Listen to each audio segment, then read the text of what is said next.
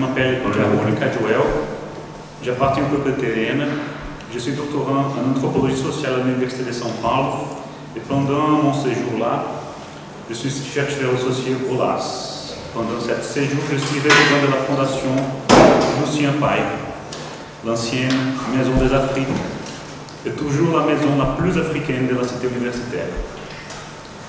Si vous le permettez, j'ai pensé partager, en guise d'introduction à notre thème, un court extrait d'un article du beau-frère d'Ivan, l'anthropologue Márcio Goldman, sur la relation afro-autochtone. Les grands événements sont connus de tous. Bien que les chiffres soient quelque peu controversés, il n'est pas du tout improbable qu'en l'espace de quelques 300 ans, près de 10 millions de personnes aient été expédiées des forces de l'Afrique vers les Amériques, dans le cadre de la plus grande migration transocéanique de l'histoire.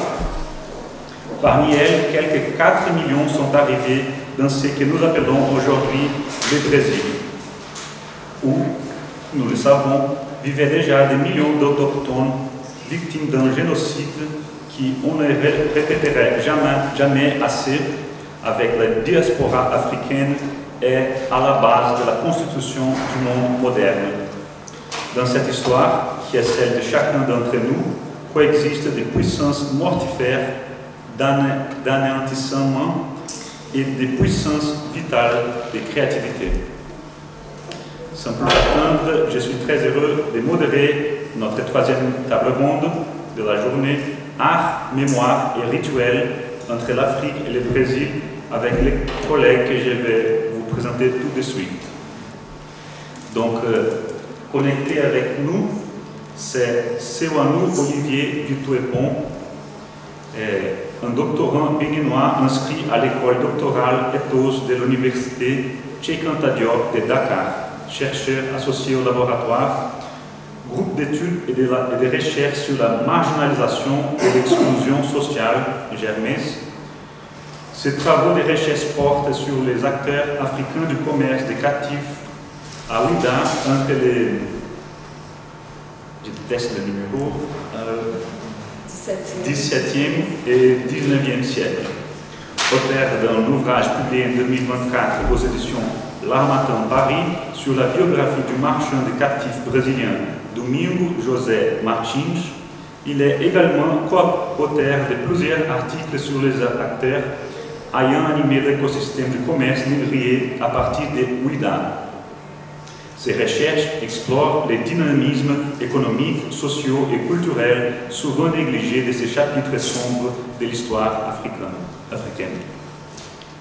À mon côté, Olaole Daniel Abidjo, conservateur du patrimoine et doctorant au sein de l'UMR, Héritage, à Cergy Paris Université, en affiliation avec l'Institut national du patrimoine. Ces recherches explorent les relations entre mémoire collective, patrimoine et dynamique de décolonisation des institutions culturelles. Il est aussi mon voisin. Ensuite, Ivana Stolze Lima est docteur en histoire et chercheuse à la Fondation Casa de Rui Barbosa, à Rio, au Brésil, où elle dirige un projet sur les aspects sociaux et historiques de la présence des langues africaines au Brésil.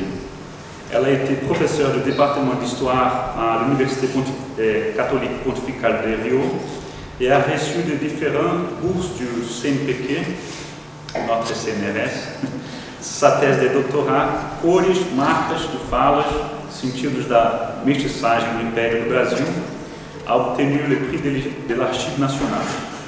Elle a coédité História Social da Língua Nacional 2, Diáspora Africana, Marcadores da Diferença, Raça e Racismo na História do Brasil e Diáspora Mina, Africanos entre o Golfo do Benin e o Brasil.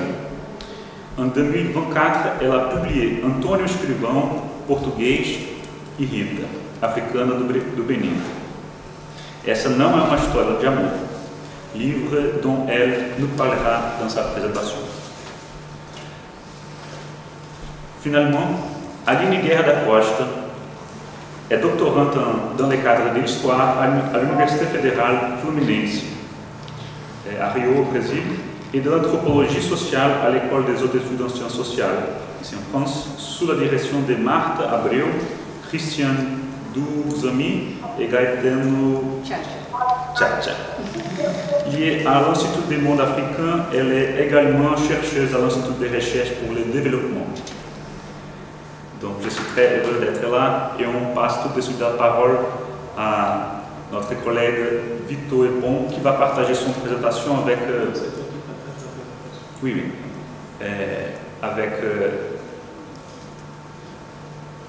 Daniel Abidjo.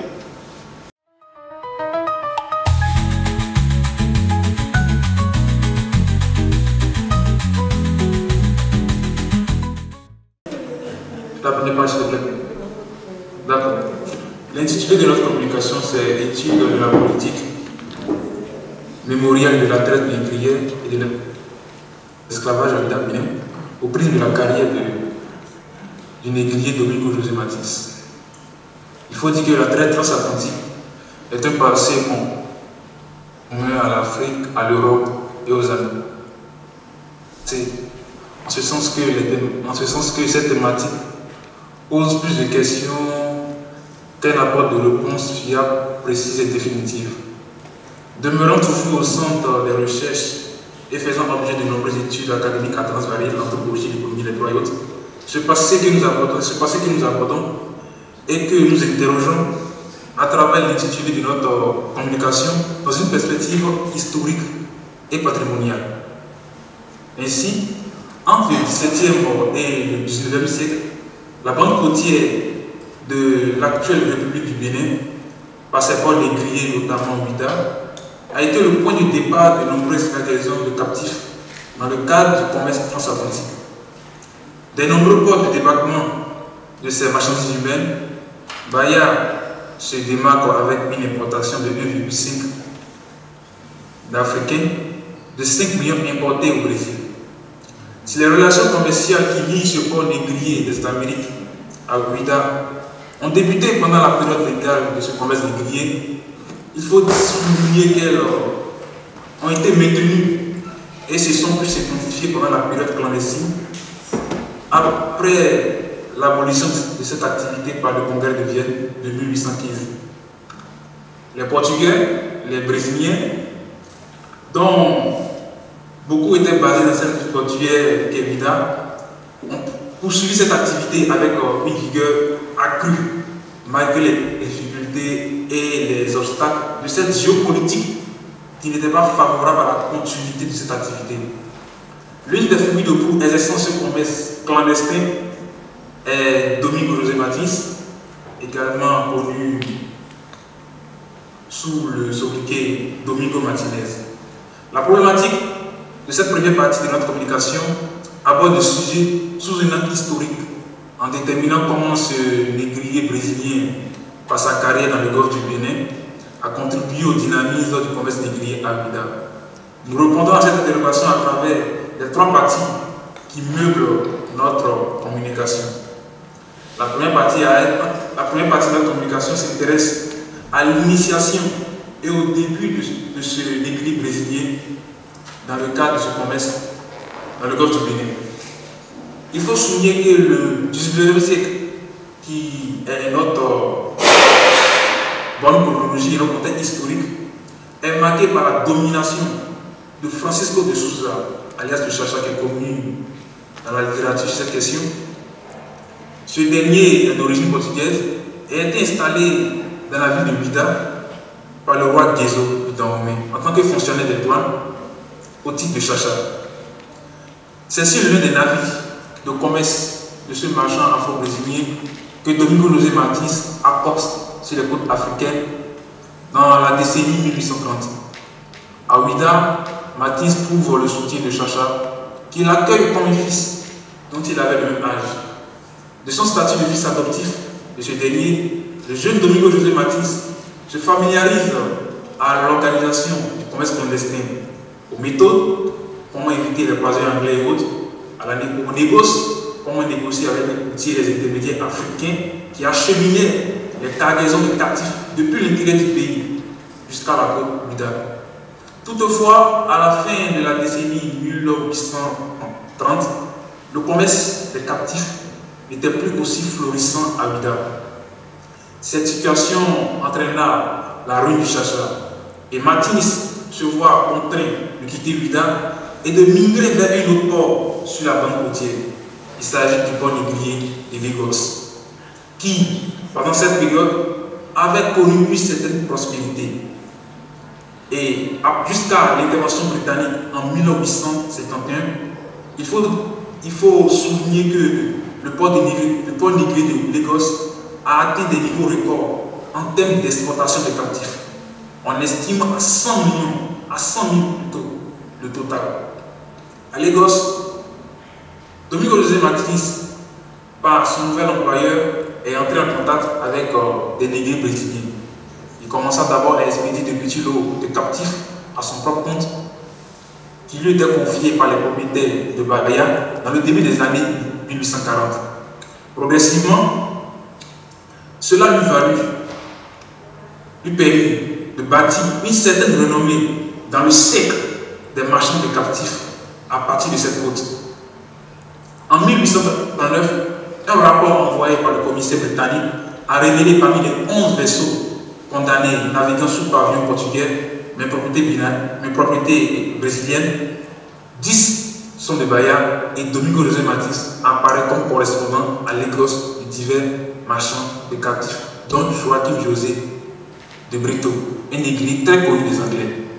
Pour éveiller moins de soupçons sur son trafic clandestin et mieux dissimuler ses cargaisons d'esclaves aux autorités britanniques, Domingo José Martins eut l'ingénieuse idée d'expédier ses captifs dans des navires anglais à son correspondant.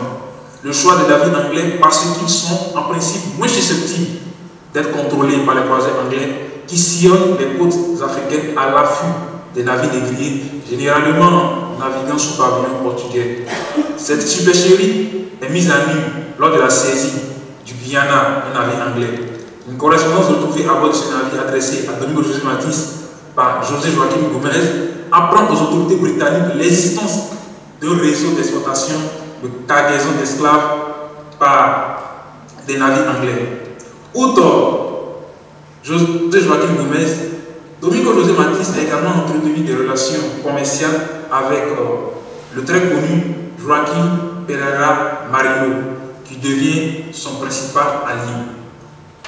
On peut dire qu'avec cet allié, Martins disposait d'un appui politique bénéfique à son activité, mais aussi d'un capital pour l'accroissement de son commerce extérieur et d'une bonne logistique, d'autant plus que Joaquim Pereira Marino disposait d'un vaisseau de commerce, de plusieurs vaisseaux de commerce pour ce trafic. Et l'un de ces vaisseaux est l'Andorina. Vous pouvez voir dans le diapo, j'ai essayé de mettre une photo de ce navire qui a encore plus haut, encore plus haut, encore plus haut, plus haut, plus haut. Oui, voilà, ce navire. Ce navire a effectué en 32 mois, a débarqué 3800 esclaves et a rapporté 47 000 sterling avant d'être saisi. Au-delà de ce navire qui a été saisi, on peut dire aussi qu'il y a plusieurs autres navires qui ont été saisis appartenant à Domingo José Martins. En peu de temps, ce dernier s'est imposé comme un marchand de renom et a pu amasser une fortune qu'on peut estimer à 1 à 2 millions de dollars en 1844. Cela étant, il décida de retourner au Brésil où il s'installa comme propriétaire. Aussi, issu des raisons à ce stade de nos recherches qui n'ont pas encore été déterminées, José Martins est retourné encore sur les côtes africaines en 1846. Mais cette fois, il n'est pas parti à Lagos, puisque la situation politique à Lagos avait changé. Le roi Akitoye, qui était un allié favorable à Domingo José Martins et qui lui a permis d'amasser tant de fortune, a été renversé par son neveu, le roi Bakosoko, qui était farouchement opposé à Domingo José Martins. Donc ce dernier, une fois revenu sur les côtes africaines, ne pouvait plus s'installer à Lagos. Donc il est venu plus à l'aise dans le royaume de Porto-Novo. Et cette partie du littoral où José Martins a établi un comptoir de commerce pour son activité commerciale était sous l'autorité du royaume du Dahomey. En échange d'un paiement annuel de $5 000, le roi Fon Guézo a accordé le monopole du commerce en provenance de Porto-Novo à Domingo José Martins. Et pour faciliter son commerce négrier en direction de Porto-Novo, le roi Guézo, souverain du Dahomey, a créé de nouvelles routes depuis l'intérieur du pays à Bomé jusqu'à la côte. Et cette collaboration, au-delà commercial, est encore le problème. Le roi Guézo l'a établi comme cabecère. Et je vais faire une petite précision sur le thème cabecère. Le thème cabecère, pour ce qui est j'en sais les petites recherches que j'ai faites, c'est un thème qui vient du portugais cabeceira. Si peut-être il y a des lusophones là-bas qui vont peut-être me corriger devant là-bas, qui veut désigner chef. Et c'est une distinction honorifique dans le royaume du Dahomey. Et les attributs de cette distinction, on avait, comme vous pouvez le voir, le parasol, on avait la chaise et on avait le bâton. Donc Domingo José Martins, qui était un marchand de quartier brésilien, bénéficiait de ce privilège dans le royaume du Dahomey. Toutefois, il n'avait pas encore cette assise aussi importante qu'avait le chacha dans le royaume du Dahomey. Et après la mort du chacha en 1848, il fallait maintenant que le roi du Dahomey s'appuie sur un autre marchand de captifs de la même dimension et de la même tente que Francisco de Souza. Ainsi, excusez-moi un peu, voilà. En 1849, le 6 octobre 1949, le lieutenant Force, président Awida, adresse cette correspondance assez explicite sur la nouvelle position de Domingo José Martins dans le royaume du Dahomey. Je cite: il semblerait que les coutumes en faveur de la mémoire de Souza touchent à leur fin et que le roi a informé le marchand Domingo José Martins, qui vit actuellement à Porto-Novo, que s'il accepte de venir, c'est à condition qu'il s'installe à Ouida. Ce qu'on ne s'attend pas à ce qu'il fasse, étant donné qu'il pratique un commerce lucratif. En juillet 1850, on réserve à Domingo José Martins un accueil grandiose dans la capitale du Dahomey. Les rapports de l'officier de la marine nous relatent que Domingo José Martins est arrivé à 16h à Ouida. Il fut accueilli par des soldats. Ils l'ont chanté et ils l'ont remercié pour la poudre et les mousquets qu'il leur a apportés dans la guerre qu'ils ont menée. Les Amazones avançaient dans le même ordre en maintenant des feux constants de mousquets, de trompes, de mousquerons et de mitrailleuses. À son départ le 10 juin 1950, Sa Majesté le roi Guézo prenait officiellement congé de Domingo José Martins en l'honorant d'une revue de 2 régiments d'Amazon.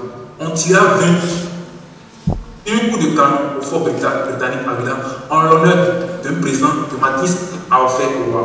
Il s'agit de 30 piquets de rhum, des distributions d'une valeur de 6 000 sterling, c'est la famille de Souza.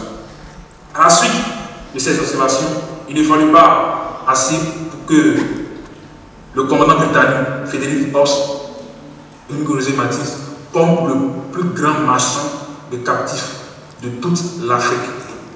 Au-delà du commerce négrier,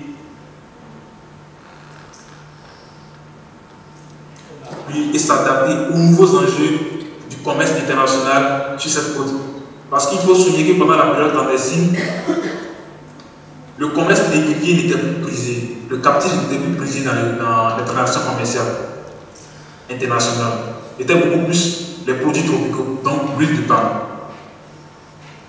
Et il fallait que Domingo José Martins s'adapte, se réadapte aux nouveaux enjeux et aux nouveaux besoins de l'économie mondiale. Et c'est ce constat qu'a fait John Duncan le 22 septembre 1949. Il écrit: Domingo José Martins de Porto-Novo, autrefois marchand de captifs, fait à présent tant de commerce de l'huile de palme que les marchands européens lui demande de tenter de persuader le roi d'empêcher ses sujets de lui vendre leur huile. Il devient le grand concurrent et le principal fournisseur des maisons de commerce européennes. Dans un rapport également envoyé au Foreign Office, le consul britannique du Golfe de Guinée nous donne quelques détails du volume d'exportation de l'huile de palme du marchand brésilien. Dans une conversation avec ce dernier, Matisse lui avoua qu'il expédia 90 000 gallons d'huile de palme en 30 jours. Il s'agissait de 10 tonnes en moyenne par jour. Des statistiques qui sont corroborées par Augusto Amadi, secrétaire de Matisse, qui affirme que l'exportation dépasse 200 000 $ annuellement. En raison des relations mercantiles qui le liaient avec les maisons de commerce anglaises, Matisse se garde d'expédier les captifs de Porto-Novo. Son commerce illicite était sur Vida et son commerce licite était installé à Porto-Novo. Richard Burton, Frédéric Force et... Si vous pouvez aller plus vite à la transition pour Daniel, s'il vous plaît. Ah d'accord, il n'y a pas de souci. Je raccourcis rapidement. Richard Burton, Frédéric Force et le vice-consul Sarkozy a dit que le plus grand traitant du Golfe de Guinée, que c'est le plus grand traitant du Golfe du Bénin. Toutefois, à partir des années 1864, on observe à la banqueroute de Domingo José Matisse. Et cette banqueroute était caractérisée par un certain nombre de facteurs, dont la perte de son monopole commercial du port de Cotonou, que voici en image. À la suite de cela, ce dernier décéda le 25 janvier 1864. Mais au-delà du marchand, que peut-on retenir de l'homme, Domingo José Matisse? Sur l'image, ces deux photos-ci, de ce que vous voyez, la première image, c'est le portrait réalisé de ses descendants où on le montre qu'il est en costume. Et Daniel et moi, avec une spécialiste du patrimoine, on a réalisé un article sur le mode vestimentaire des marchands d'esclaves afro-brésiliens à Vida. Et on a souligné cette lacune. Cette première photo réalisée par ces descendants du personnage n'est pas en adéquation avec la période historique du marchand. La seconde photo est plus appropriée et nettement répond quand même au contexte historique de l'évolution du personnage. Au-delà de ça, je pense que je suis arrivé. Au-delà de ça aussi, il faut dire que Domingo José Matisse, c'était un fervent chrétien et il a financé en 1861 la rénovation de l'église du temple de l'église catholique qui se situe actuellement dans le fort portugais qui est actuellement le musée de Vida, que voici dans la seconde image. Et aussi, il faut dire que pendant la fête des coutumes, où il y avait des sacrifices humains, il faut souligner que Domingo José Matisse offrait au roi du temps romain des captifs qui étaient immolés dans le cadre de ces coutumes. Donc nous voici au terme de notre présentation.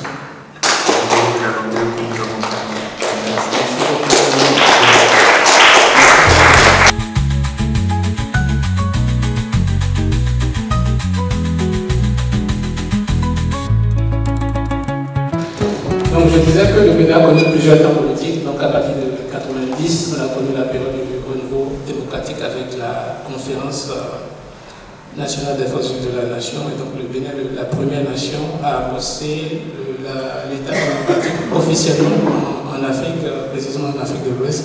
Et les autres pays vont emboîter le pas. Donc le premier gouvernement qui va être mis en place à partir de 1991, avec le président Dieudonné Soglo, avait à cœur quand même de mettre en avant le patrimoine et la culture du pays.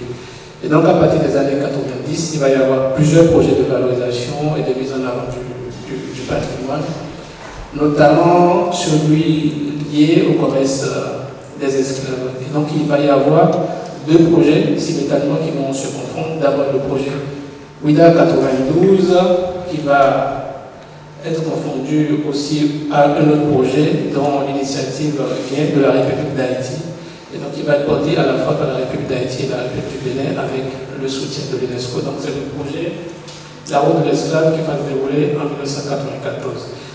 Et donc les deux projets vont être confondus parce que les deux projets abordent presque les mêmes réalités et ce sont les mêmes acteurs qui également le conduisent. Donc il y a eu également quelques conflits.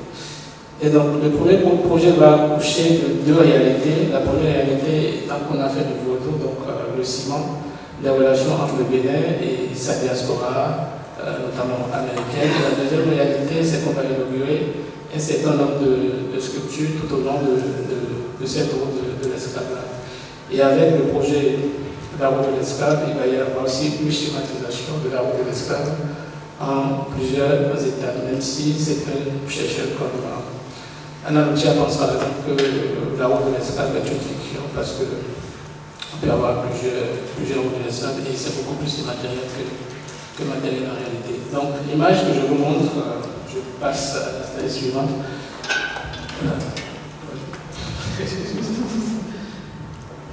Voilà. Et donc ici, il y a une image qui est un photomontage qui a été réalisé par la Rousselard du Salon et donc qui montre au fait dans le premier photomontage à quoi ressemblait la route avant tous les projets que je viens de citer. Donc là, le petit bâtiment que vous voyez là, c'est le bord de la plage. Donc il n'y avait qu'un seul bâtiment au bord de la plage, donc un temple vaudou qui existait. Et donc à partir de 95 jusqu'à 95, on a une superposition de sculptures et d'étapes qui ont été schématisées jusqu'à la porte, avec aussi l'inauguration de ce qu'on a appelé la porte du non-retour. Et donc, de 1998 à 2012, il va y avoir également d'autres monuments qui vont être inaugurés tout au long de cette route-là pour essayer de revenir à cette mémoire-là. Et donc, comme je le disais, la route de l'esclave est schématisée en 6 étapes. Donc, la première étape étant donc la place des enchères qui est au fait de la déventure de la cour du négrier Tchatcha, dont Francisco de Souza, dont Sylvain et Olivier vient de parler tout à l'heure. Donc il y aura une deuxième étape qui sera l'emplacement en fait, de l'arbre de l'oubli. Et donc il y aura plusieurs sculptures en fait, pour schématiser cet emplacement de la peau, pour représenter en fait, ces différents lieux. Et il faut dire aussi que c'est des étapes qui ne sont pas forcément scientifiquement reconnues, parce que ça va être mis en cause par plusieurs chercheurs, par exemple. Ce qu'on appelle l'arbre de l'oubli, tout ça, ça va être mis en cause par le chercheur Romulo, par exemple. Et il y a également d'autres étapes qui vont être mises en cause. Mais toujours est-il que ce dont je parle ici, il s'agit de la politique de patrimonialisation et de mise en tourisme aussi du gouvernement béninois. Et donc il y aura cette étape. Ensuite, il y aura également d'autres étapes, donc la case Oumaï, où les esclaves étaient donc stockés en attendant l'arrivée du navire. Donc on va voir des sculptures qui vont schématiser également cette étape. Il y aura un mémorial également qui matérialise la fosse commune où étaient jetés les captifs décédés au cours du transfert. On va y avoir également l'étape de l'arbre du retour où voilà, les captifs vont devoir faire le tour 3 fois pour que lorsqu'ils décèdent dans le nouveau monde, les âmes puissent revenir sur les côtes. Et donc il y aura plusieurs sculptures également qui vont être alignées sur ce parcours-là qui va donc de la place de la place des enchères jusqu'à la porte voilà. Jusqu'à la porte du non-retour qui va être inaugurée le 30 novembre 1995 et qui est donc l'œuvre de l'architecte béninois Fortuné Bandela, et donc aussi avec le concours de plusieurs sculpteurs béninois comme Yves Pelé par exemple, qui va donc réaliser également des sculptures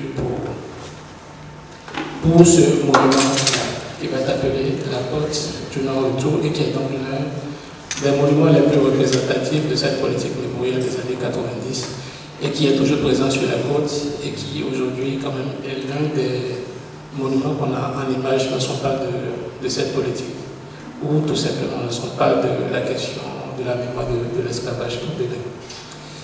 Donc là c'est quelques images. Voilà.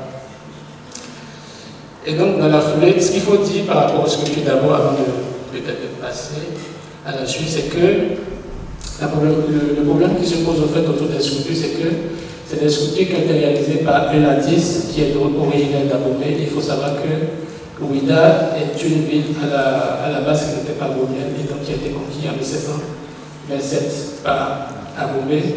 Et donc l'artiste qui va réaliser ces sculptures va superposer au fait des réalités fonds abomiennes qui ne sont pas forcément des réalités de ces populations de Ouidah. Donc on va avoir par exemple des représentations des symboles royaux d'Abomey.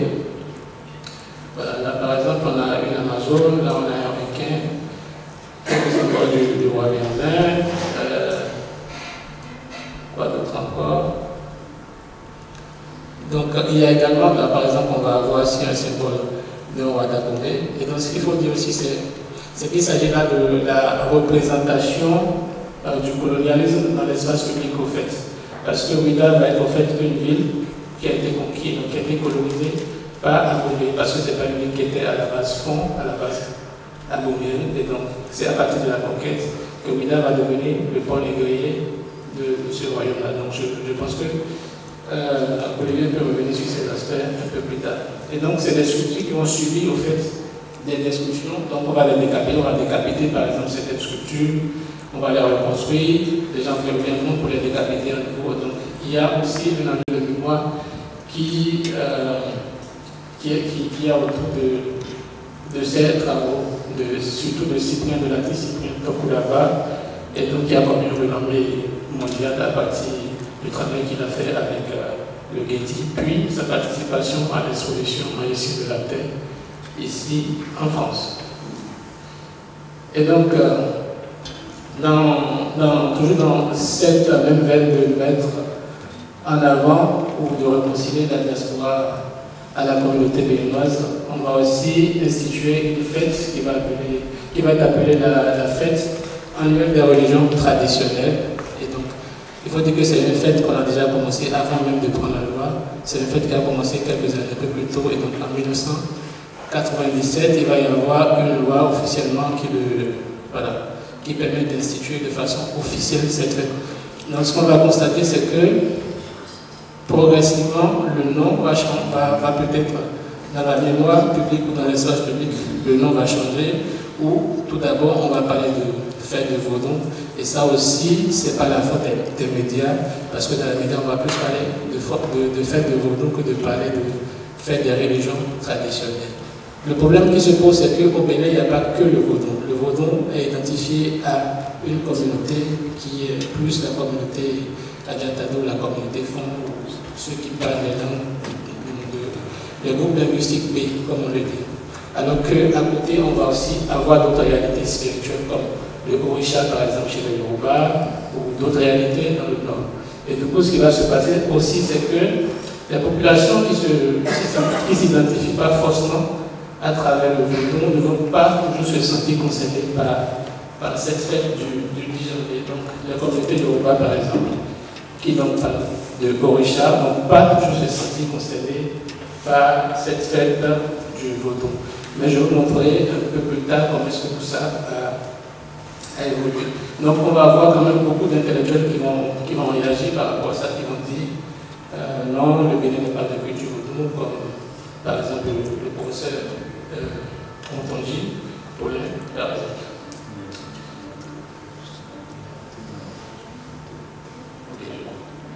Ok, on me dit d'être très bref, donc je vais aller beaucoup plus vite. Donc il y a eu quand même plusieurs initiatives quand même qui vont se superposer au fil des années. Donc je cite par exemple le sommet du patron en 1999 ou également le festival gospel et Racine. Et donc en fait l'apothéose de tout ce spectacle devait être l'inscription de cette route-là au patrimoine de l'UNESCO, mais ce qui n'a jamais eu lieu jusque-là. Donc au départ c'était inscrit d'abord la ville de Ouidah. Ensuite, c'est d'inscrire au fait les 3 ou 4 km qui vont donc de la plage Chacha jusqu'à la plage. Et ça n'a pas eu lieu. Et donc, à partir de 2018, si j'ai bonne mémoire, il y a une nouvelle politique qui donc, est inscrite au fait un certain nombre d'étapes sur le patrimoine de l'UNESCO. Donc, on va appeler ce projet site marquant de la route de l'esclavage, tout ça n'a jamais été inscrit. Et donc, avec l'arrivée du nouveau président à partir de 2016, on va avoir une nouvelle politique d'État. Donc, le nouveau gouvernement va faire table rase de toute cette politique et donc va insuffler une nouvelle dynamique. Je vous laisse regarder juste le début de cette vidéo. Et donc, il y aura un nouveau projet qu'on va appeler le projet Marina, et donc, qui est donc de transformer Ouidah. Donc, on va avoir en fait ce qu'on pourrait appeler un Disneyland touristique ou patrimonial, où il y aura plusieurs projets qui vont donc faire place, qui vont donc prendre la place de ce qu'il y avait avant. Donc, on va voir par exemple ici, je ne sais pas si le bus s'affiche. Non, mais c'est ça. Voilà, donc on va voir par exemple là la construction d'un bateau, on appelle le bateau de départ. On va avoir voilà, le jardin de souvenir, et là c'est la route. Ici pour l'instant, on va avoir en tout cas d'autres éléments. On va voir aussi la construction d'une arène, qu'on appelle l'arène du Vaudou. Et donc il y a beaucoup de travaux autour du patrimoine et du tourisme au Bénin. Donc là par exemple c'est le nouveau visage de la place des enchères au Bénin. L'arbre qui est au milieu est tombé, donc l'arbre n'est plus là. Mais c'est à ça que ça ressemble actuellement. Et donc je vous parlais de la fête des religions traditionnelles qui va devenir fête du Vaudou et qui ensuite, avec le nouveau projet du gouvernement, va devenir les Vaudou Days. Donc c'est une façon de customiser tout ça et de pouvoir le revendre à la diaspora. Ou en tout cas, c'est une façon de vendre le Bénin, puisque la politique étatique est de révéler le Bénin. C'est ça le slogan du gouvernement.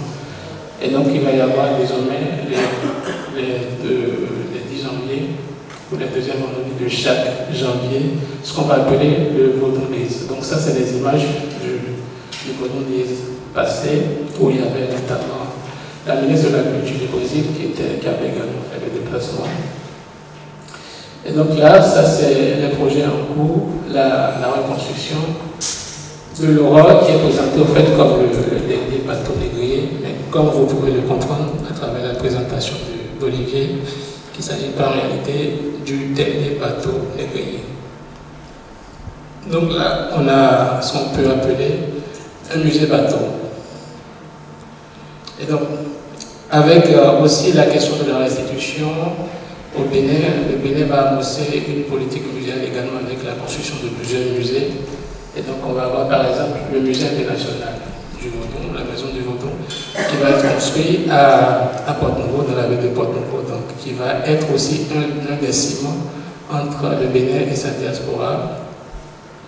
Donc voilà l'architecture qui s'inspire au fait des Tatars qu'on retrouve dans le nord du Bénin.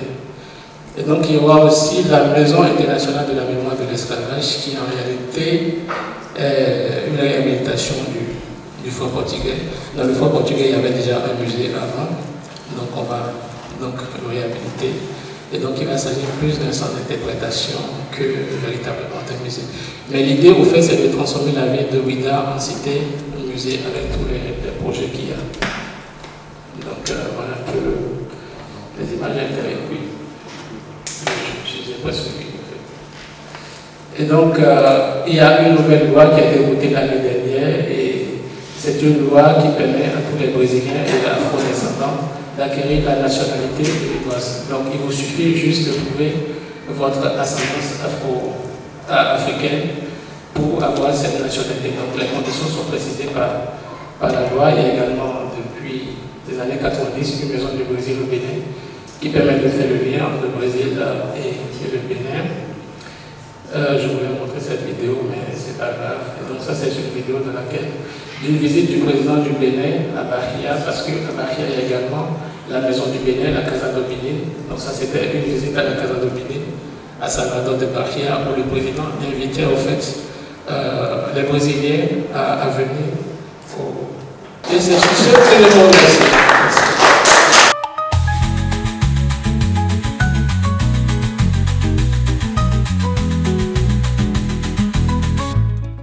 D'être pas trop long Et merci beaucoup. Bonjour à toutes et à tous. C'est une immense joie d'être ici aujourd'hui.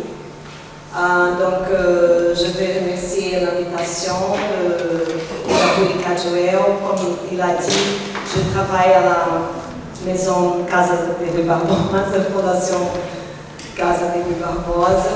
C'est une institution liée au ministère de la Culture au Brésil. Je félicite les organisateurs et organisatrices et aussi la Maison du Brésil. C'est très bon d'être ici, je me sens tout à fait confortable. Et c'est aussi très bon de partager la table avec Daniel Abidjo, c'est mon ami béninois qui m'apprend beaucoup sur le Bénin, et aussi avec Victor Ekpon et avec Aline. C'est ça, je vais parler sur les livres que je viens de publier. C'est un livre qui n'est pas très encadré dans le langage académique et l'axe central du document, c'est un document en fait très précieux pour la diaspora africaine au Brésil. C'est comme un témoignage de la voix africaine. Et les livres, oui, merci.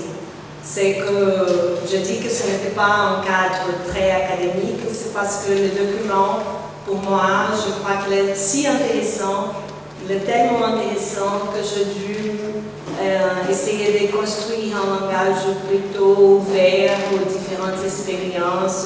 Et c'est aussi, ça parle, en fait, c'est comme s'il y avait beaucoup de livres dans les livres. Et je vais parler sur une partie.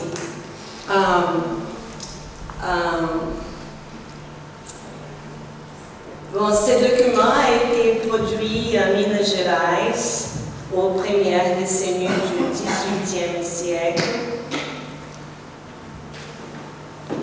C'est une région coloniale qui était ouverte par l'exploitation de l'or et marquée par un nouveau front contre les peuples autochtones de la région.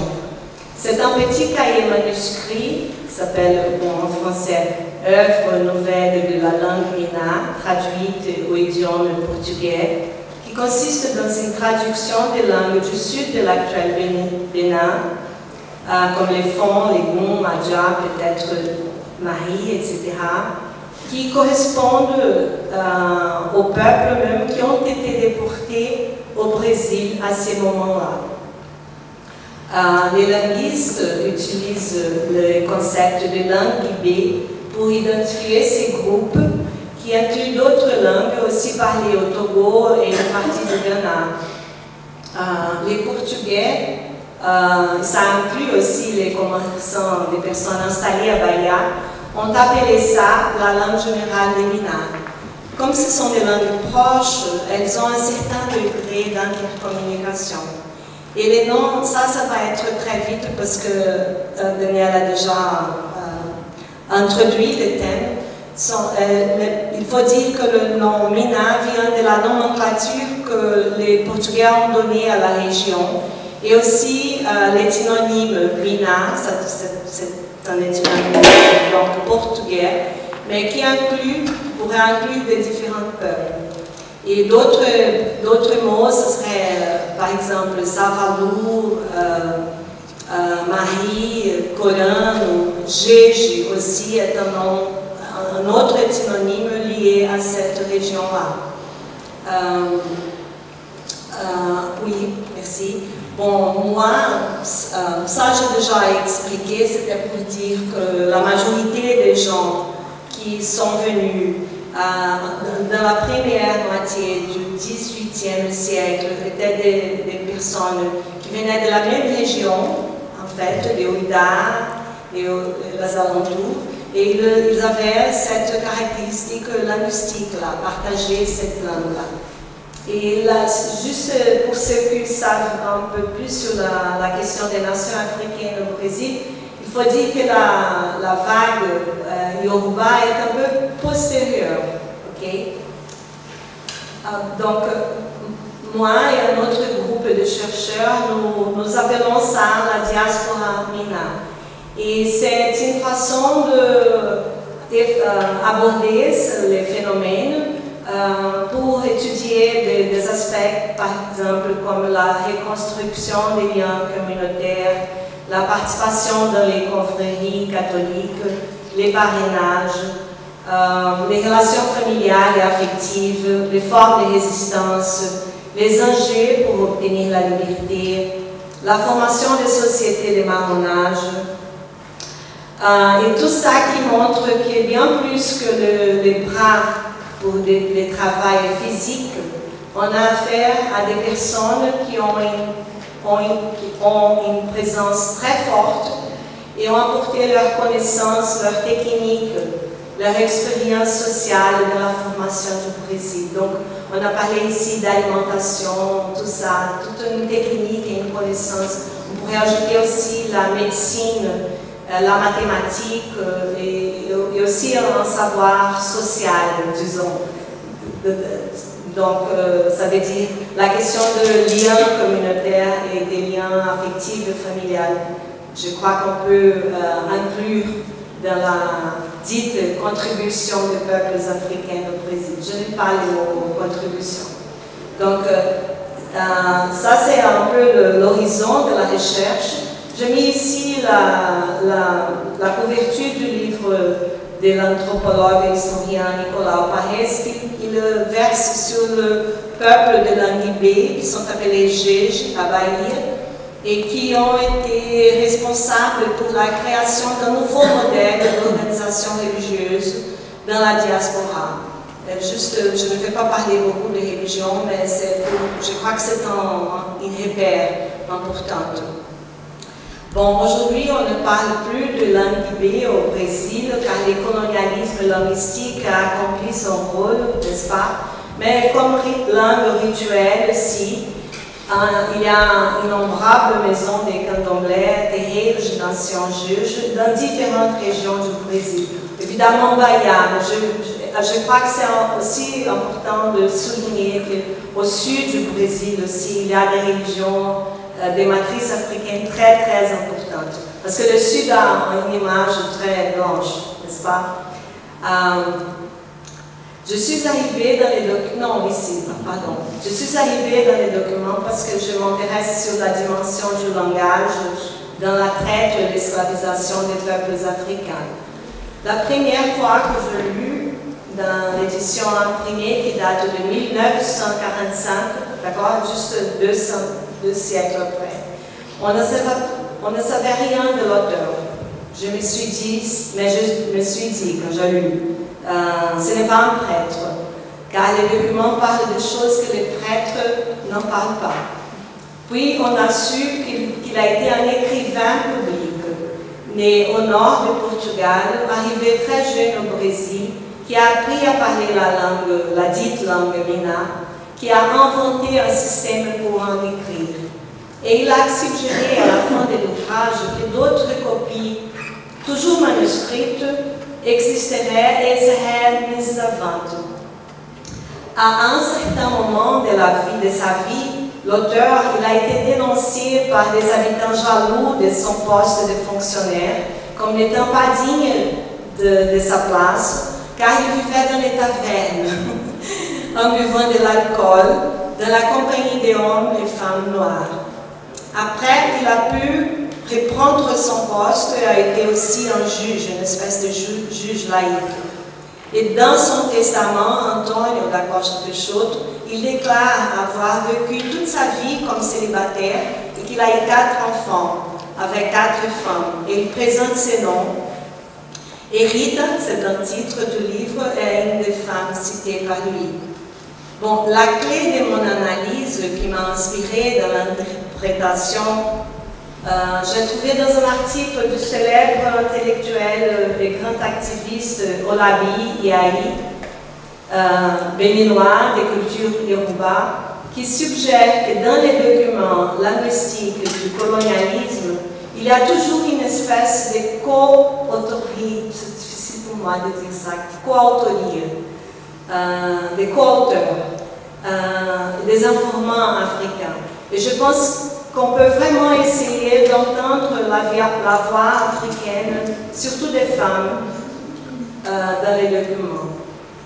L'œuvre s'ouvre par des chants sémantiques. L'œuvre est organisée par des chants sémantiques. Les entrées sont toujours en la dite langue mina. Ça commence en présentant les parties du corps. Là, je ne sais pas parler fond, mais cheveux, tête, donc pouce, chevelure, cerveau, oreille, yeux, nez, bouche, et ça descend, les ventres, le cœur, le dos, genoux, et ça inclut les organes sexuels aussi, les poils pubiens, tu peux la prochaine, la queue, la vulve, les culs. Et ça continue. Bon, ça c'est déjà une chose tout à fait rare, parce qu'il n'y a pas de document portugais, de dictionnaire, de vocabulaire portugais édité, imprimé, qui aurait parlé de ce mot-là.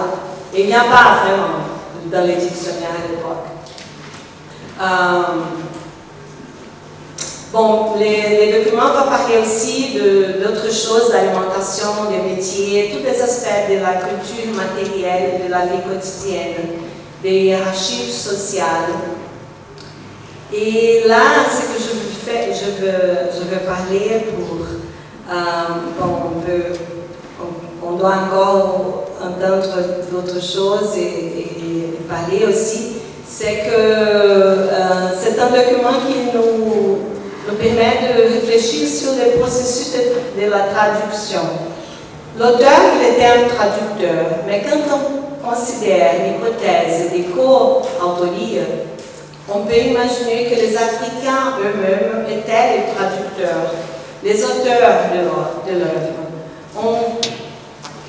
Et sur Rita, donc dans les titres, je ne sais pas beaucoup sur elle-même, mais je me suis servi d'une très fertile historiographie sur les femmes dites Mina au Brésil.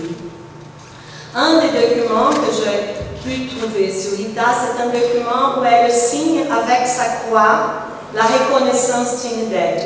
Donc là, on peut aussi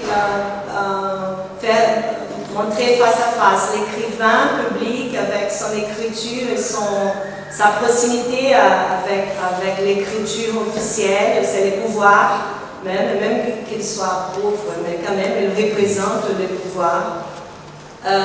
Et Rita, une femme qui va là-bas dans une espèce de rituel pour admettre qu'elle a cette dette-là. Et donc, elle a travaillé dans les petits commerces, les marchés, comme des milliers d'autres femmes de l'Afrique occidentale. Elle a été esclavisée, mais elle est devenue libre.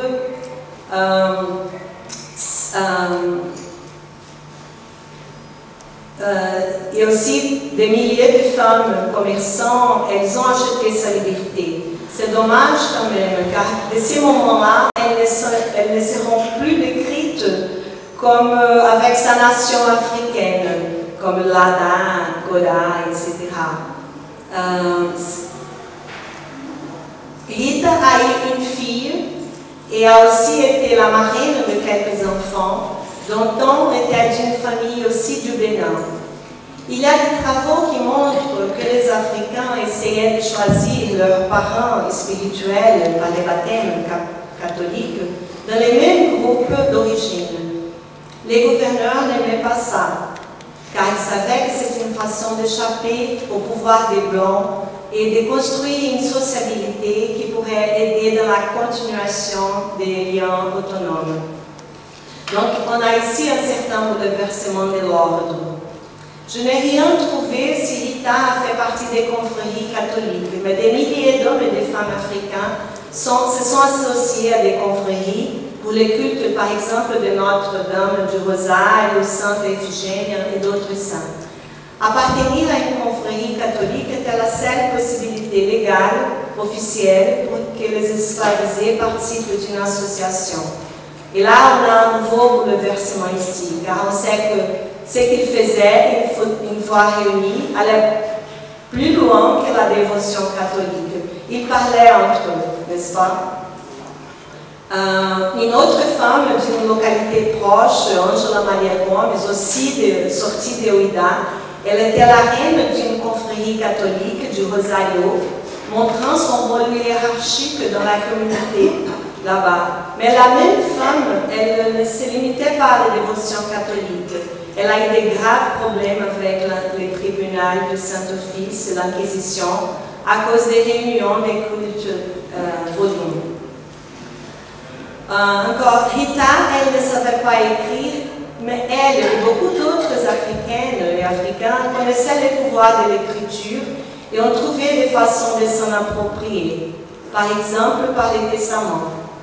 En utilisant les écrivains publics, des femmes africaines, elles ont écrit leur testament. Il ne s'agissait pas seulement de gérer son patrimoine matériel, maison, vêtements, parfois des esclaves aussi, mais surtout de garantir leurs droits et de sa famille.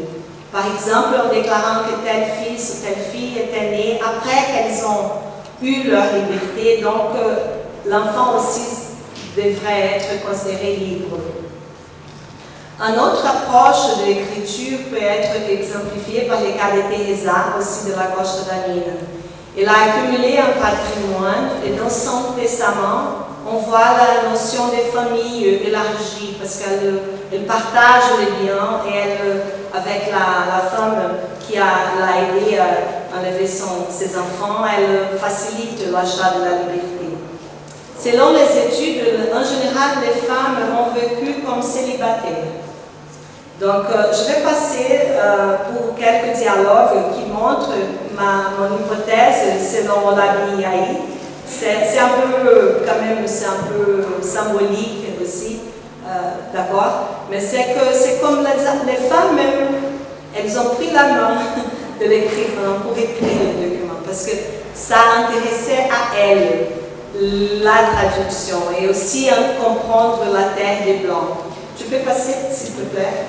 Donc, par exemple, dans le dialogue, dans les marchés même, vends-moi une poule à crédit, je ne vends pas mes poules à crédit. Et pour combien tu la vends? Je la vends pour une demi-octave, c'est l'unité utilisée. Une demi-octave, c'est trop. Donc, on pense là à toute une question de traduction et aussi de la connaissance mathématique dont je fais vite mention. Et maintenant, on passe à des dialogues très intéressants parce que le document, il a des dialogues aussi. C'est des mots isolés, des phrases et des dialogues. Et ce n'est pas très organisé, mais on arrive à comprendre. Et c'est comme des espèces de scènes, de sketchs, du théâtre, d'une représentation sur la vie quotidienne, sur l'esclavage. Donc, par exemple, tu as un ami, c'est ça? Tu as un ami, bon, on imagine là un homme et une femme, ok? L'homme. Tu as un ami? Oui, j'ai un ami. J'ai un hymen. Je suis vierge. L'homme. Viens ici que je vais arracher ton hymen. Et d'autres possibilités. Autre possibilité de réponse pour la femme. Je n'ai pas d'amis. L'homme. Tu me veux? Je ne veux pas. Et pourquoi? Tu as déjà ton amie, ton épouse. Je l'ai lâchée. Elle est morte. Elle s'est déjà mariée. Et encore l'homme. Tu es plus belle. Et la femme. Tu dis ça maintenant. Tu t'es moqué de moi.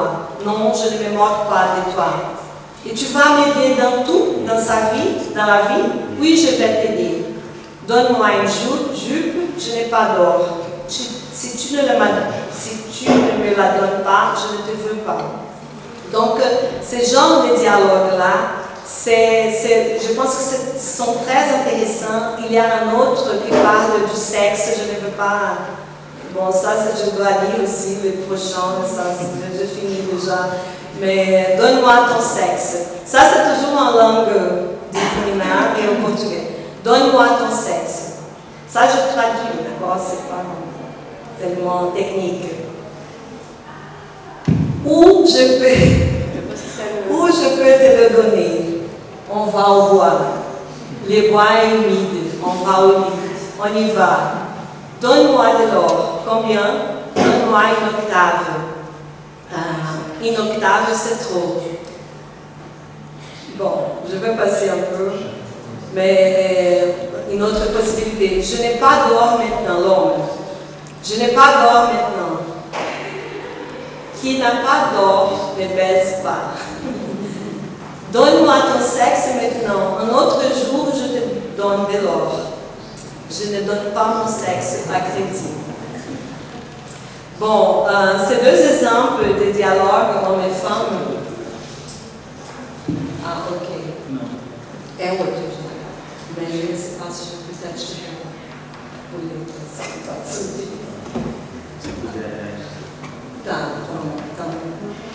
ces deux exemples de dialogue hommes et femmes me font voir une certaine voix féminine dans les documents. C'est la femme qui finit le dialogue, ne sais pas, je ne donne pas mon sexe à crédit ou je ne te veux pas. Ces exemples, avec tout ce qu'on a dans l'historiographie des femmes mineures au Brésil, nous dit quels sont les auteurs des dialogues. Donc, justement, pour finir, les documents à deux registres qui sont très importants de la culture béninoise africaine.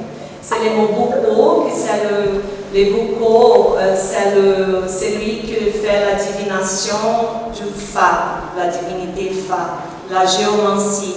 C'est un personnage très important à qui on a recours dans différents moments de la vie.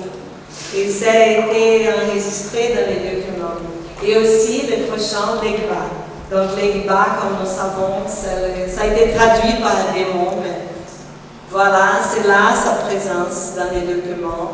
Et dans la culture, dans les cultures plutôt, Legba, c'est le traducteur par excellence, n'est-ce pas? Donc avec ça, je crois que j'ai essayé de montrer un peu sur la question des langues africaines, de sociabilité et mémoire au Brésil. Merci.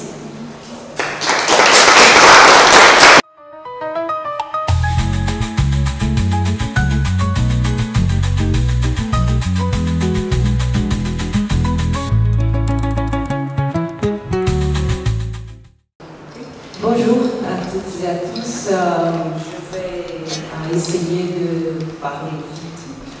Merci pour l'opportunité et l'invitation.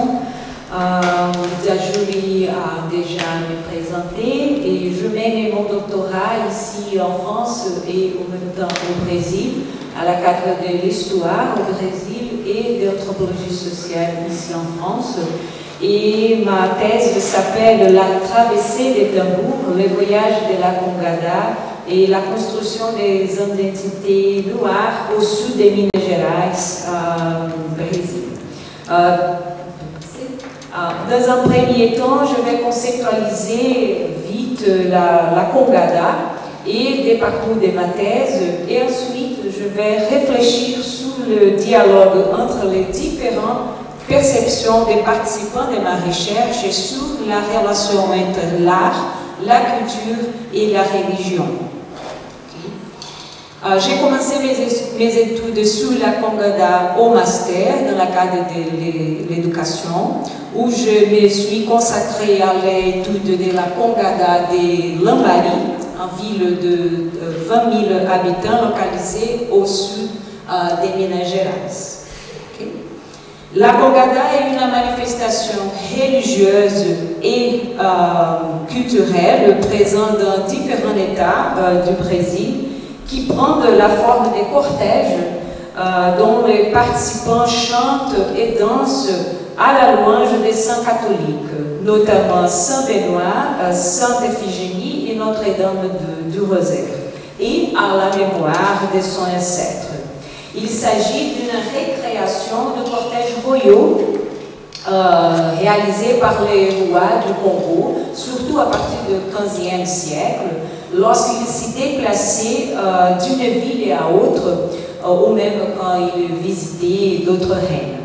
Selon l'historienne brésilienne Marina de Melo Souza, il s'agissait de cortèges très riches, avec beaucoup de musique, beaucoup de danses, et le but principal était de démontrer la richesse et le pouvoir du roi. Aujourd'hui, les gens qui font la congada sont les congadeiros, font leur fête dans leur municipalité une fois par an, mais tout au long de l'année, ils voyagent pour visiter d'autres fêtes, d'autres villes. La majorité des gens qui participent à la congada viennent de classes populaires et voyager, ce n'est pas une chose facile à faire.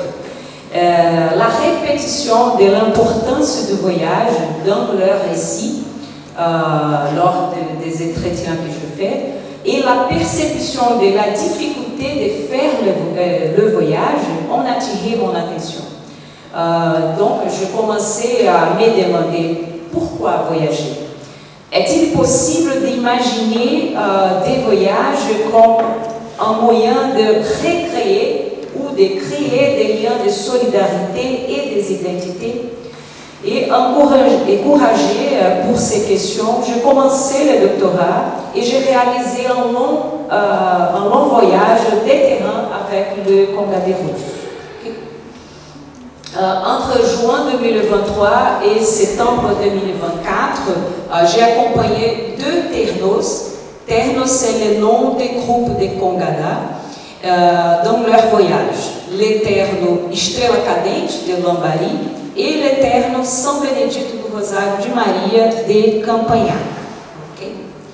Et je le fais grâce à la participation et la générosité de leur capitaine. Le capitaine, c'est la personne qui organise la congada. Donc, ça a été possible grâce à Angela Rodrigues, qui est la femme là de ces photos, capitaine de Estrela Cadente, et Maurinho da Congada, le capitaine de São Benedito do Rosário de Maria. Aujourd'hui, on va réfléchir sur la dimension politique de la Congada, dans laquelle on peut inclure les droits d'occuper l'espace public, de prier, de marier, de s'amuser, bref, d'exister. Très important tant aux origines de la fête qu'aujourd'hui. Avec de grandes variations entre les différentes villes que j'ai visitées, il est clair qu'il y a celles qui s'y concentrent sur la participation des ternos de Congada et d'autres qui n'ont. Bien qu'elles appellent les événements comme Festa da Congada ou Festa do Rosário, ils ne prêtent presque aucune attention aux ternos, se concentrant sur des grands spectacles des groupes de musique, notamment les groupes et les doubles de sertanejo. Je ne sais pas comment je peux traduire ça en français. Et ces groupes sont payés à ces effets. Il y a également une disparité entre les sommes versées par le pouvoir public aux groupes de musique et celles transférées au groupe des congaderos. De là se posent quelques questions. Quelle est la différence entre ces 2 types de manifestations culturelles? Quel regard portent les participants sur la coexistence de ces 2 types de manifestations? Et les congaderos se considèrent-ils comme des artistes? Il existe de nombreux témoignages des situations dans lesquelles les ternos sont précipités, sont invités à faire leur cortège plus rapidement pour ne pas perturber l'heure de spectacle de musique. Certains congaderos ont commencé à poser la question de la rémunération des groupes. C'est le cas de Luiz Carlos de Moraes, mestre Dinga, 67 ans. Il est le capitaine du terno Divino Espírito Santo de la ville de Machado, qui critique cette situation. Il m'a dit: les ternos reçoivent 10 000, 15 000 pour l'ensemble de groupes, pour payer les vêtements, les nourritures, les instruments, parfois pour 80 ou 100 personnes, pour plusieurs jours de festivités. Et les groupes musicaux de sertanejo reçoivent 100 000 ou 200 coûté 100 000 pour seulement 2 heures de spectacle. Face à la récurrence de ces critiques, ce n'est pas seulement Dinga qui dit ce type de choses, j'ai commencé à réfléchir à la possibilité de leur demander si, en tant que congaderos, ils se sentent comme artistes. À ce sujet, Dinga a répondu que oui, les congaderos c'est le véritable artiste parce qu'il sait comment sortir, comment chanter, écrire en vers. Les congaderos est comme un artiste. Il n'a juste pas d'argent pour enregistrer ce qu'il sait, mais c'est un artiste. Il a une grande compréhension de ce qu'il fait là.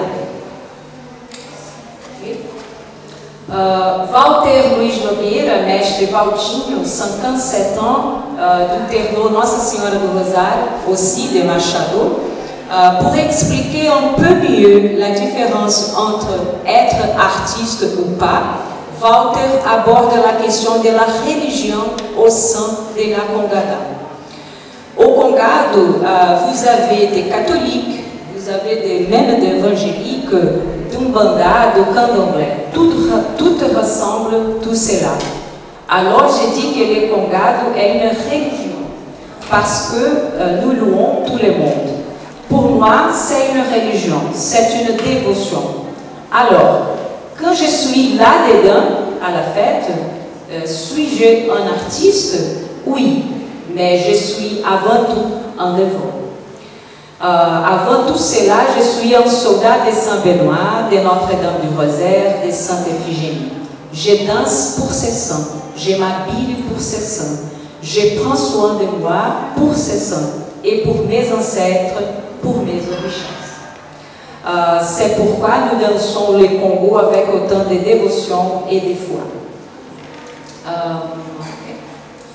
Sur la question de l'émergence du populaire et des constructions du savoir populaire, Nestor Canclini soutient que le bien culturel, les objets, les légendes, la musique, sont plus intéressants que les agents qui les génèrent et les consomment.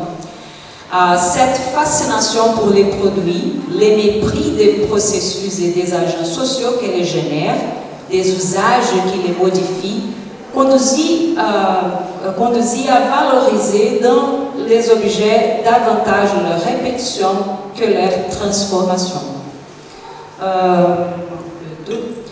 Canclini nous aide à penser sur les gens qui participent. Canclini nous aide à penser sur les gens qui participent à la organisation de la fête, tels que des agents publics et des entrepreneurs. À la majorité, ces gens sont blanches et des classes moyennes, c'est important de dire.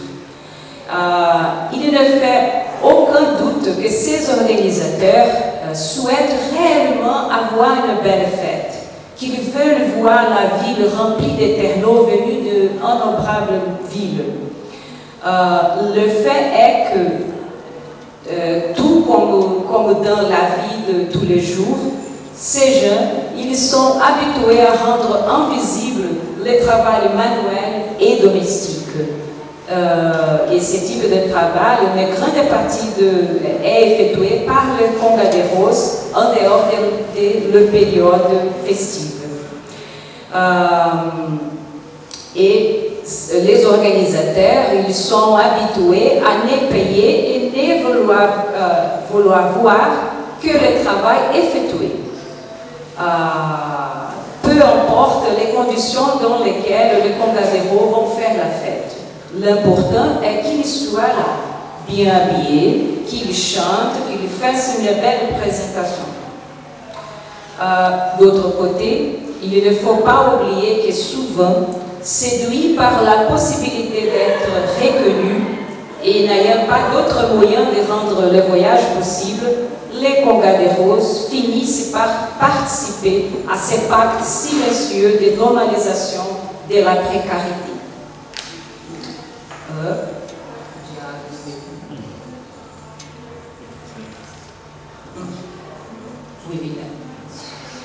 Sur ces sujets, Bell Hooks va dire que la crise d'identité contemporaine en Occident, en particulier celle vécue par les jeunes blancs, est atténuée lorsque le primitif est récupéré par l'accent mis sur la diversité et le pluralisme qui insinue que l'autre peut offrir des alternatives qui donnent un sens à la vie, alors que les groupes marginalisés, considérés comme les autres, qui ont été ignorés et traités comme invisibles, peuvent être séduits par l'accent mis sur l'autorité, par sa marchandisation, car elle offre la promesse de reconnaissance et de réconciliation.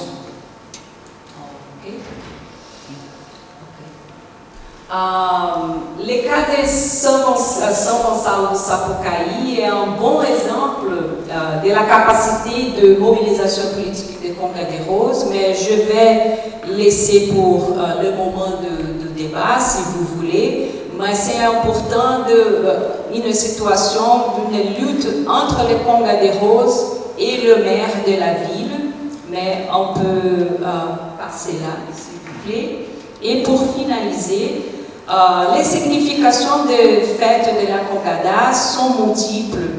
Si d'un côté, le rôle de soutien public est devenu fondamental pour la continuité de la fête, de l'autre, le dialogue avec les intérêts économiques et politiques se confronte souvent à la façon de voir et d'exister de la Congada.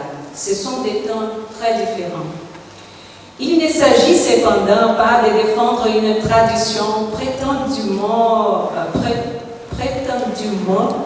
pure qui ne devrait pas être influencée par la culture des masses.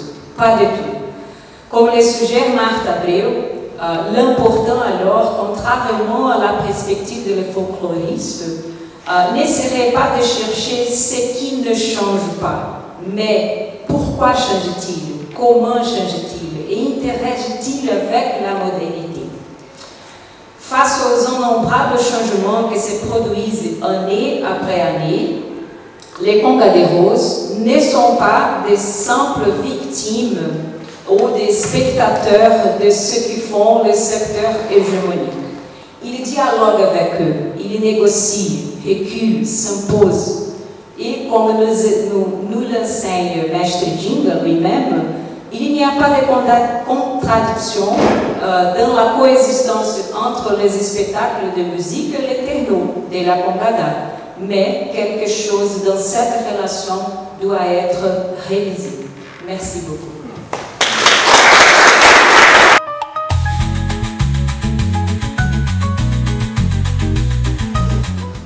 Je me sens un peu étonné par l'ensemble de notre parcours ici, de cette figure controversée, Domingo, José, Mathias, Rita, la Congada. Franchement, je ne sais pas exactement comment poser une question. Si vous voulez poser des questions, ou même vous, entre vous. J'ai une question. Oui. Quelqu'un d'autre dans le public a quelques remarques pour le moment? Le dîner.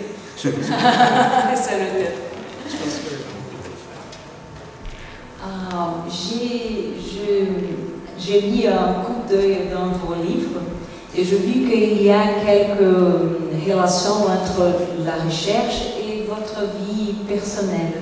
C'est un enjeu qui m'intéresse beaucoup parce que j'ai un projet de faire la même chose au futur, après le doctorat.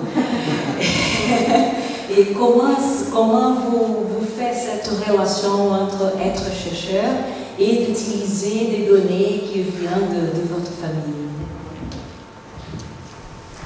Merci. C'est une chose qui s'est arrivée comme ça.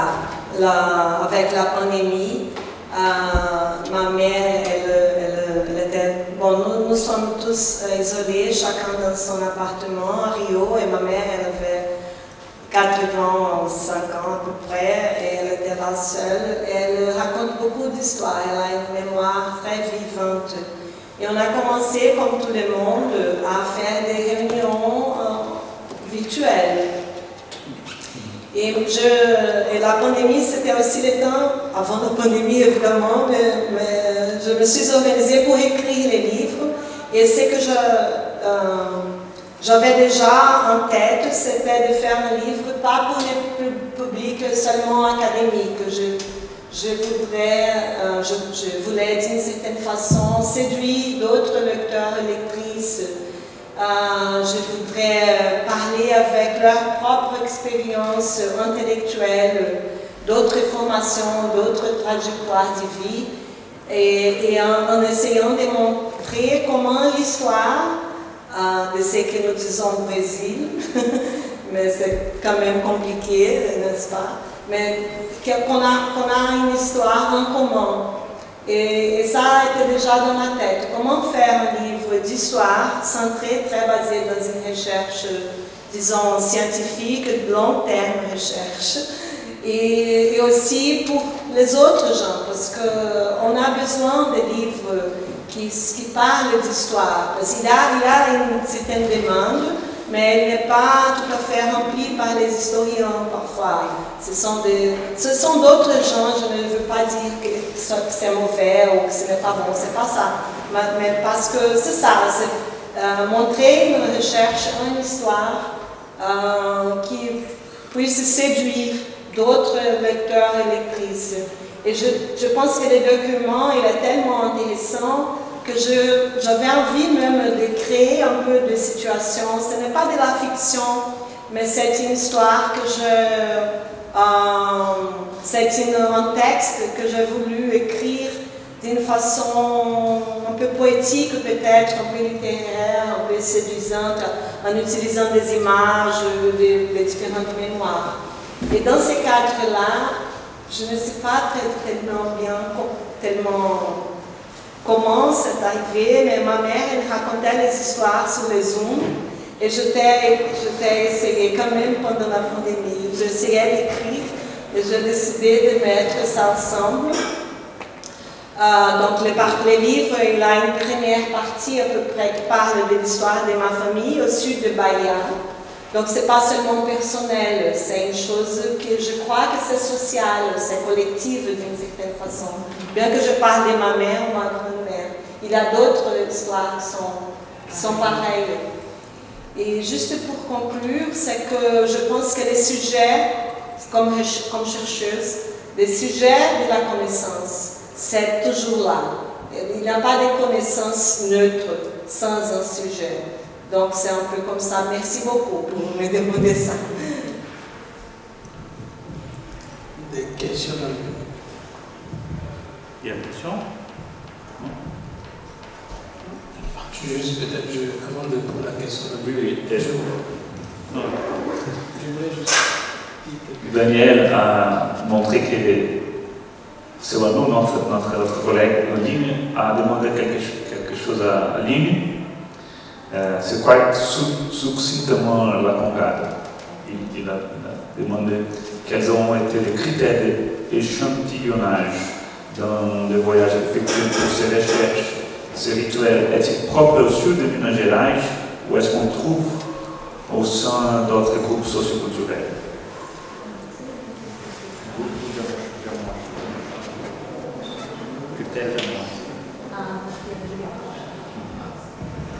Pardon, peut-être je parlais très vite, mais la Congada est une manifestation qui est en même temps religieuse et culturelle. C'est un sujet que je suis en ce moment en développement dans la recherche, dans la thèse. Et você pode voltar alguns mais la Congada, c'est cette manifestation qui est en cortège. Les gens vont à la rue, les gens chantent, les gens dansent et jouent les instruments en louant des saints catholiques, mais aussi ont raconté un peu de leur histoire, une histoire liée à l'esclavage, une histoire liée à les gens qui sont venus au Brésil dans la diaspora.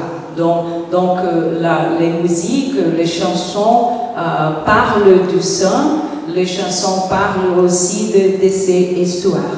Et il y a de Congada partout au Brésil, ce n'est pas seulement Minas Gerais, il y a Congada au nord-est du Brésil, il y a Goiás, il y a Rio Grande do Sul, à São Paulo, donc il y a Congada à tout le place, le lieu. Et, et les critères d'échantillonnage, les critères étaient... la Congada est très divers et très grand, donc ce n'était pas possible de faire une recherche sur tous les groupes, même seulement dessous des Minas Gerais, c'est beaucoup. Donc j'ai besoin de faire cette clivage, je ne sais pas la description. Oui. Et donc j'ai choisi deux groupes qui sont des groupes que j'ai en relation depuis mon master. Et j'ai choisi de voyager avec eux pour toutes les villes qu'ils choisissent de voyager. Donc, au Tiapo, il y a les villes que je voyageais, mais j'étais là pour ça. C'est le voyage qu'ils font. Et ça peut être complètement différent parmi les uns parce que, comme j'ai dit avant, c'est très difficile de faire ces voyages parce qu'ils ont besoin d'avoir d'argent pour payer les transports, pour payer la nourriture, pour payer. Donc, ça dépend de beaucoup de situations pour rendre le voyage possible. Donc, les villes que j'ai visitées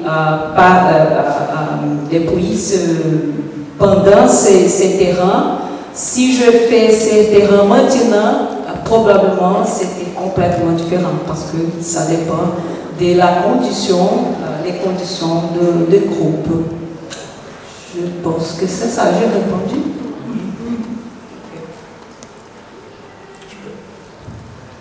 Tu peux commenter aussi? Oui, juste. J'ai pensé une question pour toi en fait. C'est parce que Daniel a promu une exhibition d'un documentaire très intéressant qui s'appelle Daomer sur le retour des trésors royaux que la France avait et appartient au Bénin. Et le documentaire montre quand ces trésors arrivent et la réception de toute la nation, les rois qui viennent d'autres pays, le jeune, l'État et tout ça. Peut-être il peut promouvoir une exhibition ici, là, au Brésil, peut-être, qui sait. Mais je pensais que vous avez montré tous ces projets de patrimonialisation, ces projets architecturaux. J'imagine que vous savez que dans un jeu du patrimoine, il y a beaucoup de jeux de force, jeux politiques dedans. Et je me demandais comment vous analysez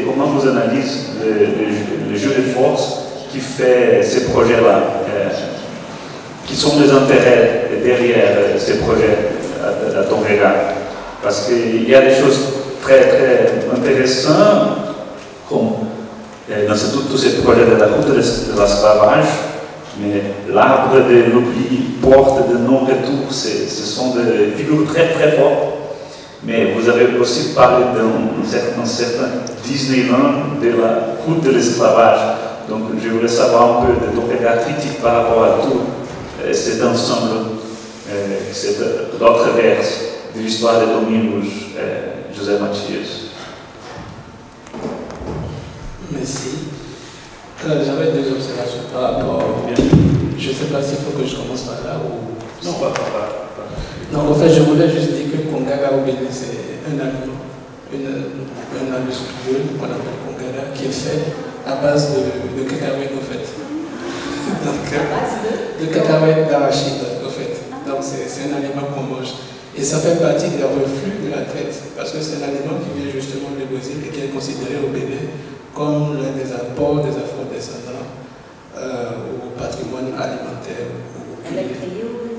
Oui, selon certains travaux, c'est un aliment qui nous vient du Brésil, donc ça fait partie de ces reflux-là. Donc, moi, quand j'entendais pour Kongara, dans ma tête, moi, je m'attendais à voir l'aliment, et après, j'ai vu des faits gentils. Donc, voilà, donc je me disais s'il y avait peut-être un lien ou... Voilà.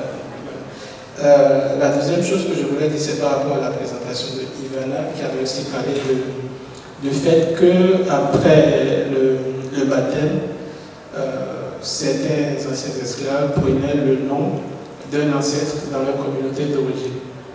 Donc, ce que je voulais dire, c'est aussi une pratique qui existe toujours. Par exemple, dans la communauté Front, par exemple, on parle du Djoton, qui est donc l'ancêtre éponyme. Donc, après certains rituels, des initiations par rapport aux phares et tout ça, on choisit un ancêtre éponyme, donc on devient en fait la réincarnation de cet ancêtre-là.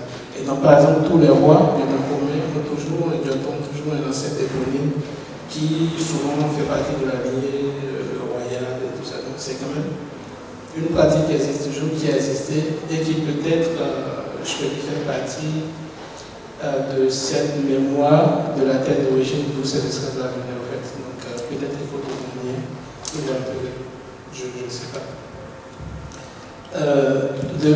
Peut-être pour revenir à la question que tu m'as posée, je voulais déjà préciser dans le débat que dans ma présentation, j'ai beaucoup parlé de la place Tchatcha, qui me semble quand même est donc une appellation qui n'est pas très juste, parce que parler de la place Tchatcha, par exemple, c'est fait l'apologie de ce négrier là, Francisco Félix de Souza de Tchatcha, donc c'est peut-être plus approprié de parler de place des enchères. Et donc cette appellation nous vient aussi du fait que la place a été renommée plus tard, et donc il y a toujours des conflits d'interprétation ou de mémoire où chacun essaie de tirer le doigt de son côté. Mais la question que tu me poses aussi, c'est la question de savoir quelles sont l'analyse des forces, c'est aussi la question du Disneyland et tout ça. Au fait, déjà pour venir à la question du vaudon ou du Orisha, tout ça, le fait simplement de parler beaucoup plus de mettre beaucoup plus une religion en avant, on vient de plusieurs volontés déjà, que dans les années 90, la majorité des forces politiques qui portent dans ces ensembles, ces projets patrimoniaux, viennent au fait de cette communauté-là, de cette communauté font, ou bien de ce groupe linguistique, et donc, qui ont donc pour religion le vaudou en fait. Donc ça vient de ce fait-là. Maintenant, avec la nouvelle politique, l'idée du gouvernement, c'est de mettre aussi en avant cet élément qui est le plus connu et qui, de l'extérieur, permet d'identifier le Bénin. Et donc le président dit au fait que si on identifie par exemple la Mecque à l'islam et que la Mecque est donc un point central pour l'islam, il faut aussi faire par exemple de Ouida un point central pour la culture vaudou. Et donc c'est aussi une façon de faire du tourisme et de faire venir les afro-descendants qui déjà identifient le Bénin par rapport à cette culture vaudou-là, parce qu'on sait que voilà, le vaudou ça vient du Bénin, alors que le Orisha par exemple c'est beaucoup plus diffus, c'est plus le Nigeria et le Bénin ensemble, et aussi le Togo, puisque les Yoruba vont être à la fois au Bénin, au Nigeria et au Togo aussi, et puis après il y a une diaspora. Donc il y a une volonté politique de faire du Bénin, du berceau, du vaudou, bon ça l'est déjà, mais plus de faire de Ouida, donc le berceau du vaudou, ce qui n'est pas forcément scientifiquement vrai. Puisque, bon, même quand on prend l'histoire du vaudou, il y a beaucoup de divinités vaudou qui sont au fait de réappropriation des divinités Orisha, au fait. Donc c'est des importations de divinités Orisha vers le panthéon vaudou. Donc il y a beaucoup de divinités qui se trouvent dans le panthéon Orisha qu'on retrouve dans le panthéon vaudou. Et donc même les guerres d'expansion des rois de Dahomey vont également contribuer à élargir ce panthéon-là, puisque quand on fait des guerres, On ne tue pas les prêtres, on ne tue pas les artistes, on ne tue pas tous ceux qui peuvent apporter quelque chose à la nation. Et déjà, même, il y a un système d'espionnage très développé qui permet déjà d'identifier les forces de la région qu'on allait attaquer ou qu'on allait combattre au fait. Donc on prend les prêtres, on prend les artistes pour renforcer au fait la capacité du royaume au fait. Donc il y a ça. Je parlais de Disney parce que aussi le projet du gouvernement, c'est on a parlé de refaire, de reconstruire la ville de Ouidah à l'identique. Donc c'est ça en fait le but de tous ces projets. Et quand on voit aussi l'ensemble des projets qui sont déjà, par exemple, le fait de créer une arène pour le Liban, le fait comment dire, déjà l'arène par exemple, c'est déjà problématique parce que je ne sais pas comment est-ce qu'on peut arriver par exemple à contenir toutes les forces mystiques qui peuvent être déployées autour de cette arène-là. Et aussi, il y a.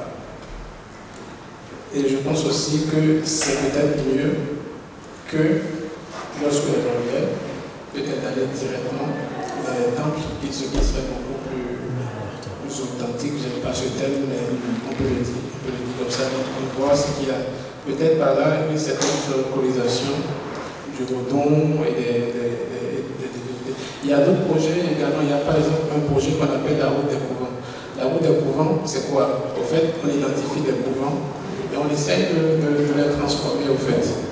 Et on fait une partie pour les touristes qui viennent visiter, il y a une autre partie pour les cultes un peu plus secrète. Donc l'idée c'est de mettre tout ça en tourisme et dans Journée, par exemple, on dit, par exemple, il y a des débats sur le fait qu'il faut par exemple interdire l'immolation, les poulets ou de telles choses pour les touristes, il y a tout un discours autour. Donc on fait tout, au fait pour plaire aux touristes qui vont venir, on a changé le nom, le Vendôme et tout ça. Et donc il y a quand même un certain nombre de projets qui sont là. Il y a par exemple le bateau négrier que j'ai mis en place aussi, que j'ai montré tout à l'heure aussi, qui peut être très choquant, parce que moi je ne sais pas vous, mais c'est quand même une manière de jouer aussi avec la mémoire. Et moi j'imagine bien que quelqu'un qui est descendant d'anciens captifs qui vient dans ce bateau, je ne sais pas quelle est l'émotion que ça peut, qu'est-ce que ça peut lui rappeler. Il y a quand même un certain d'éléments qui peuvent être quand même très choquants, mais qui de toutes les façons sont mis en place par le gouvernement pour faire venir des touristes et pour faire de l'argent. Et même le fait simplement de donner la nationalité aux afro-descendants aussi fait partie de cette politique-là. Et dans l'élément vidéo que j'ai montré en dernier, le président l'a très bien précisé que l'idée, c'est pas que la communauté serve seulement à faire des allers-retours, mais il faut que la communauté bénino-brésilienne serve également à booster l'économie des deux pays. Donc il y a tout ça. Donc quand vous lisez la loi par exemple, il faut que les Brésiliens qui ont la nationalité de façon définitive vivent au moins sur le territoire béninois. Donc c'est une façon de les contraindre aussi à apporter un plus à l'économie béninoise. Donc il y a quand même tout un ensemble de projets qui sont mis en place. Donc, je ne sais pas si j'ai répondu à toutes tes questions. Par exemple, je donne un autre exemple sur les questions des forces qui sont en place. Il y a un inventaire du patrimoine afro-brésilien qui est fait parce qu'au Bénin, il y a quand même beaucoup de bâtiments afro-brésiliens qui sont construits dans plusieurs villes. Et donc récemment, moi j'ai conduit un projet de construction au Bénin qui au fait concerne un ensemble de projets financés par l'ambassade de France. Et donc parmi ces projets, il y a l'inventaire du patrimoine afro-brésilien. Bon, on pourrait convenir avec moi que pour un travail sur le patrimoine afro-brésilien, l'ambassade du Brésil paraît quand même la mieux indiquée pour accompagner un projet.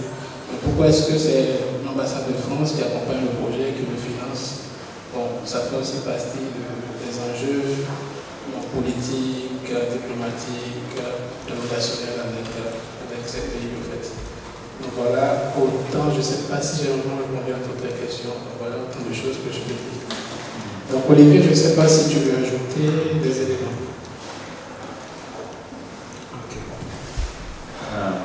Je crois que c'est bon pour le moment, pour notre temps. Je vous remercie tous